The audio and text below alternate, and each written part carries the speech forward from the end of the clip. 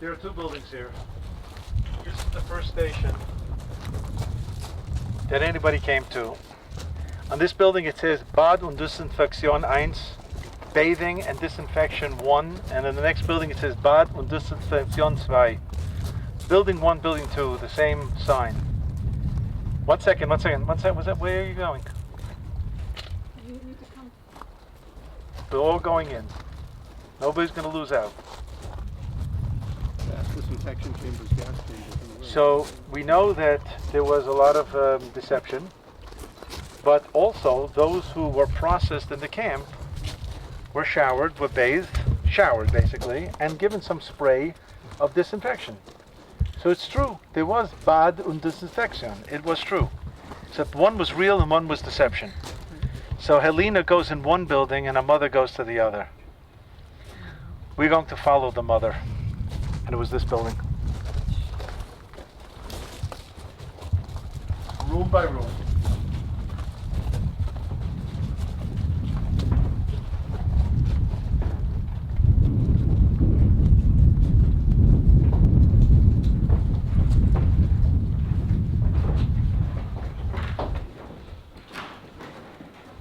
Please just walk on the metal planks, okay? They don't want you to walk on the ends.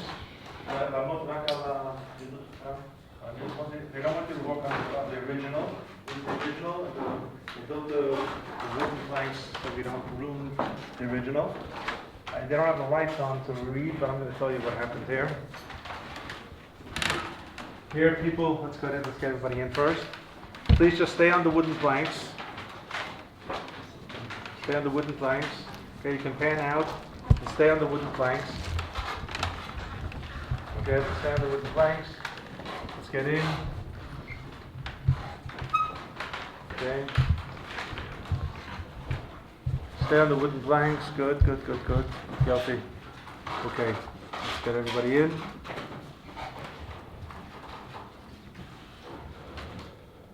Okay. Settle. The first station was this room, and this room, people were undressed and shaven. Hair, all the hair was shaven off from everybody's body. The hair was used for a variety of purposes, including stuffing mattresses. The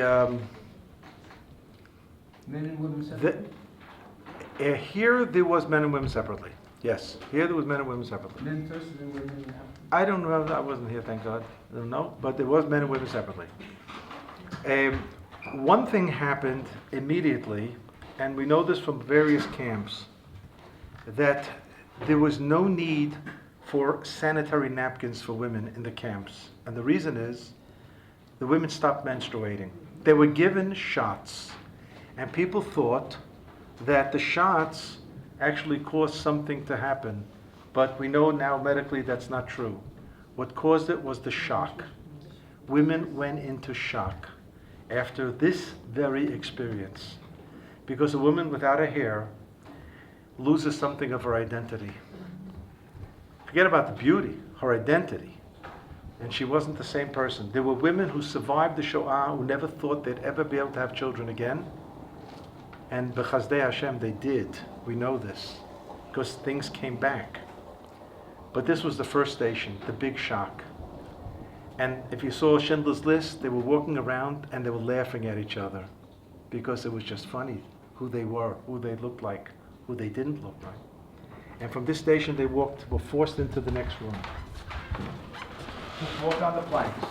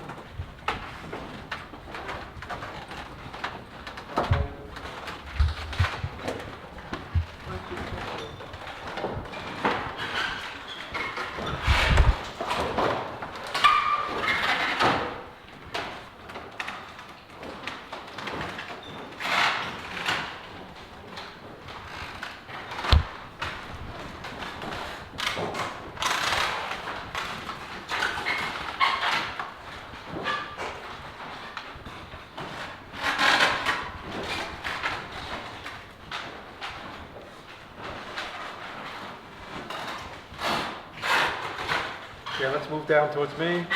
Let everybody in.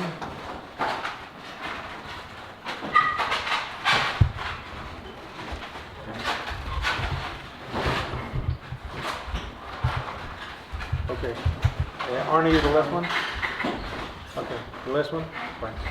All these pipes are real, and all these pipes gave off water in both buildings. So in the other building, in number 2, it served the purpose of washing. Here, it was still part of the deception, but they, enjoyed themselves, the Nazis, because sometimes they gave ice cold water and sometimes boiling hot water, and oscillated between boiling water and freezing water. It was a little bit of a torturous situation, even though on the one hand, very few people ever survived this. Surviving means that the system broke down at some point, and that did happen. Some people were at this stage already and they survived. People were actually happy there was some water because they went on these trains and there was nothing there, and this was like somewhat refreshing. But one of the reasons the Nazi had in mind is because they realized that when the body has water on it, the pores of the skin open up larger. And that would make it easier for the for the gas to penetrate much quicker. It was much more efficient to have a wet body in there than a dry body. Was one gas supply here? No? Okay.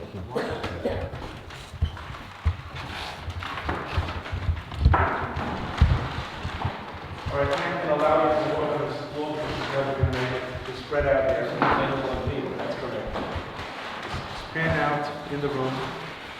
Here to You take can the stand there. picture. Yeah, you can get These on. are the Zyklon. This is it. This is leftover. Shirayim. This is the actual, this is the actual text. Because this is the original.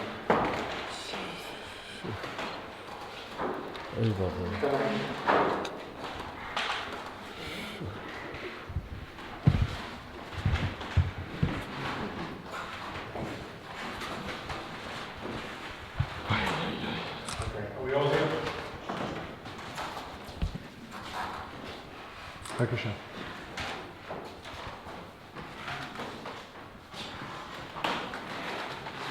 You can walk on the walks here. You can walk down here. There's no room for everybody. All the groups step off this here. You can walk on. You don't have to walk on the plank. You can walk on the floor here. You can walk on the floor here. I will show you. Yes.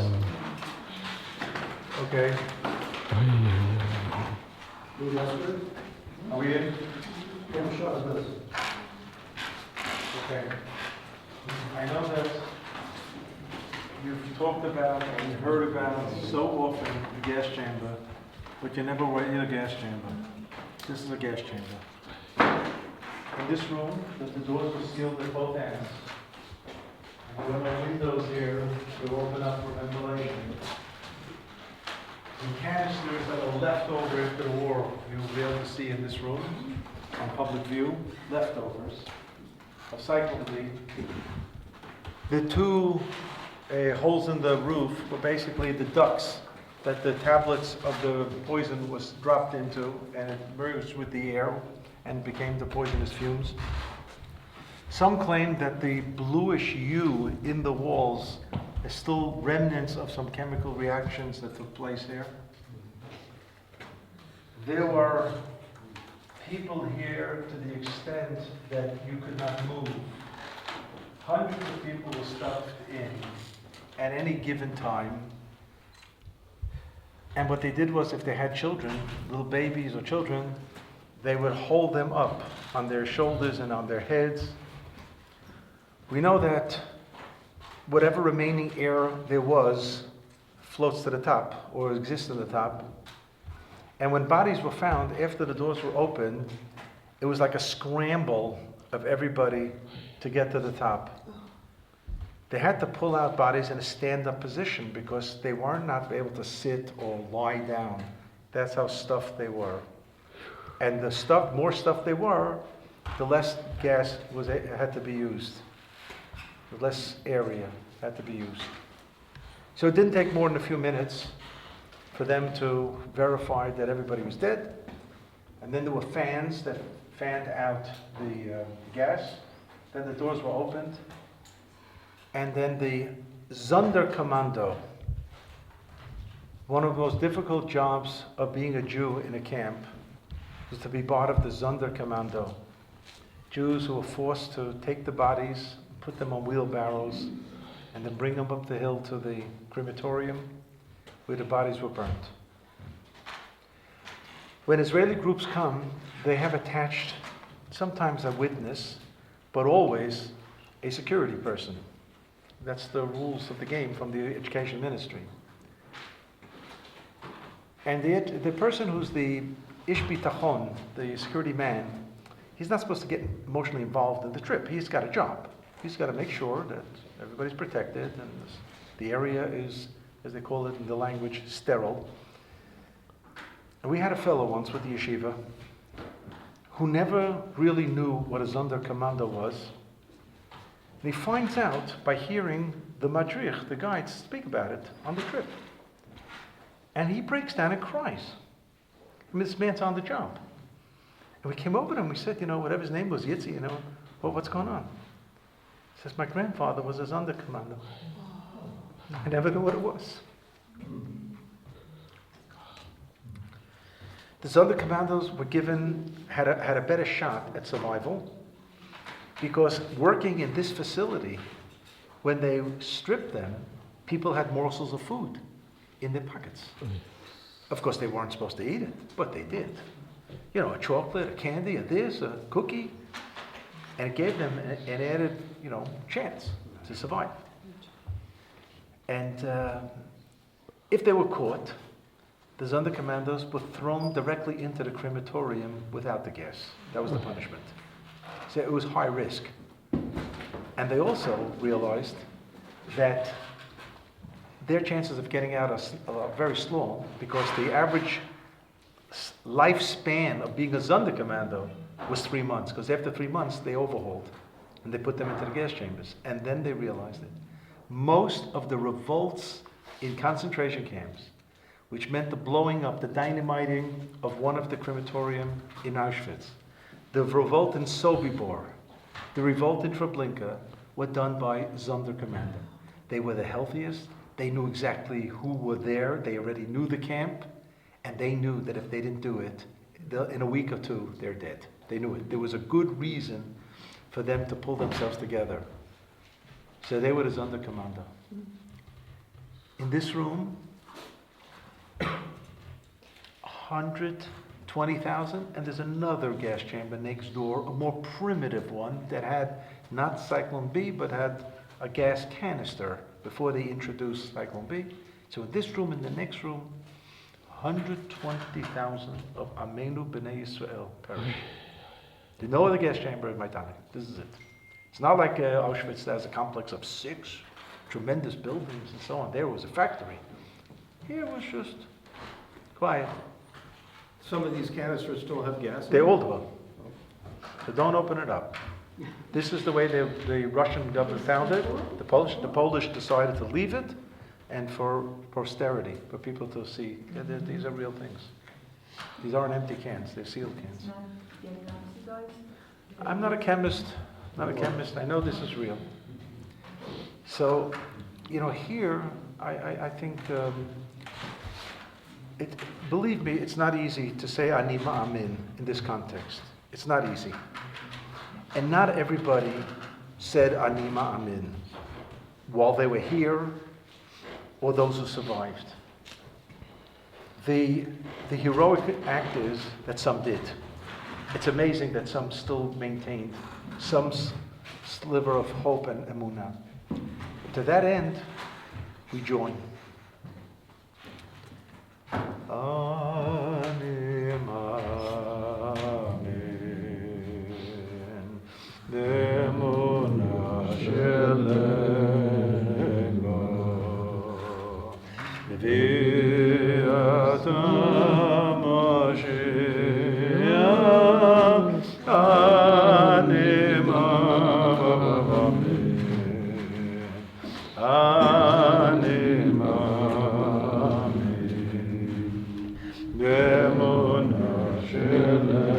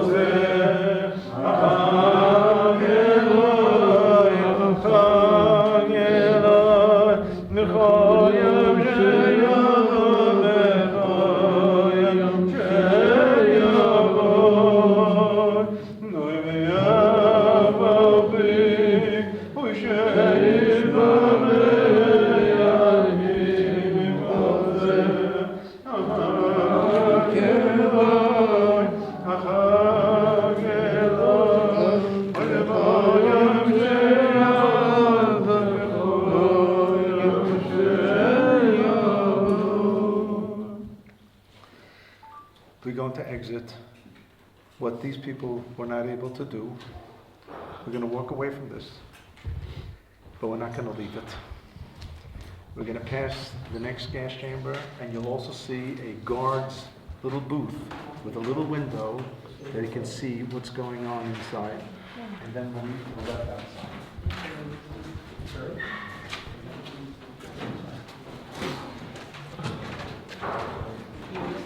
These watches that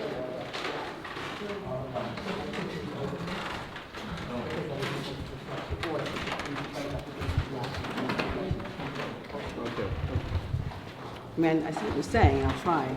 No, we'll move on. I just thought that would be a good. I know that's good. No, but it gives a reference. No, it's a reference. But I could try. Just wait till one leaves. Thank you.